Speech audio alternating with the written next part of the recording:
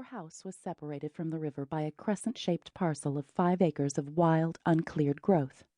It would have been an ordeal to push my way through it, except that the regular river patrons, dogs, deer, brothers, kept a narrow path beaten down through the treacherous sticker burrs that rose as high as my head and snatched at my hair and pinafore as I folded myself narrow to slide by.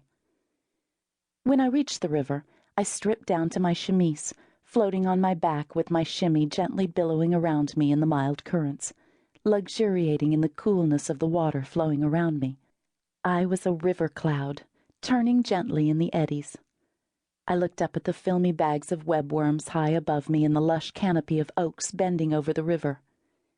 The webworms seemed to mirror me, floating in their own balloons of gauze in the pale turquoise sky. That summer, all the men except for my grandfather, Walter Tate, cut their hair close and shaved off their thick beards and mustaches. They looked as naked as blind salamanders for the few days it took to get over the shock of their pale, weak chins. Strangely, grandfather felt no distress from the heat, even with his full white beard tumbling down his chest. He claimed it was because he was a man of regular and moderate habits, who never took whiskey before noon. His smelly old swallowtail coat was hopelessly outdated by then, but he wouldn't hear of parting with it. Despite regular spongings with benzene at the hands of our maid San Juana, the coat always kept its musty smell and strange color, which was neither black nor green. Grandfather lived under the same roof with us, but was something of a shadowy figure.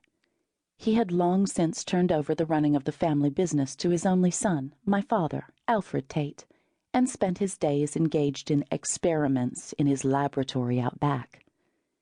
The laboratory was just an old shed that had once been part of the slave quarters. When he wasn't in the laboratory, he was either out hunting specimens or holed up with his moldering books in a dim corner of the library where no one dared disturb him. I asked Mother if I could cut off my hair, which hung in a dense swelter all the way down my back. She said no. She wouldn't have me running about like a shorn savage. I found this manifestly unfair, to say nothing of hot. So I devised a plan. Every week I would cut off an inch of hair, just one stealthy inch, so that Mother wouldn't notice. She wouldn't notice because I would camouflage myself with good manners. When I took on the disguise of a polite young lady, I could often escape her closer scrutiny.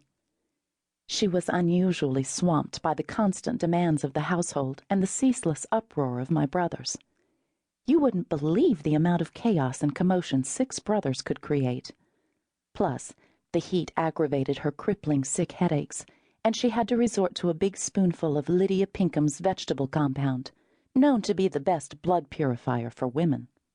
That night I took a pair of embroidery scissors, and, with great exhilaration and a pounding heart, cut off the first inch. I looked at the soft haystack of hair cupped in my palm. I was striding forth to greet my future in the shiny new century, a few short months away. It seemed to me a great moment indeed. I slept poorly that night in fear of the morning. The next day I held my breath coming down the stairs to breakfast. The pecan flapjacks tasted like cardboard. And do you know what happened? Absolutely nothing. No one noticed in the slightest. I was mightily relieved, but also thought, well, isn't that just like this family? In fact, no one noticed anything until 4 weeks and 4 inches went by, and our cook, Viola, gave me a hard look one morning, but she didn't say a word.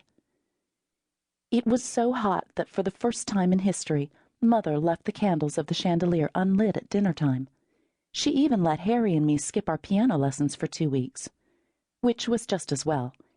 Harry sweated on the keys so that they turned hazy along the pattern of the minuet in G.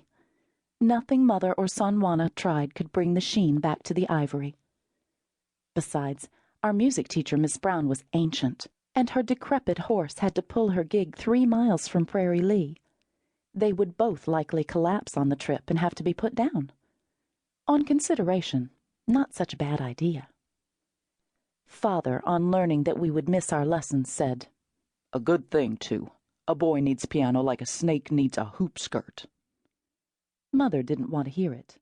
She wanted 17-year-old Harry, her oldest.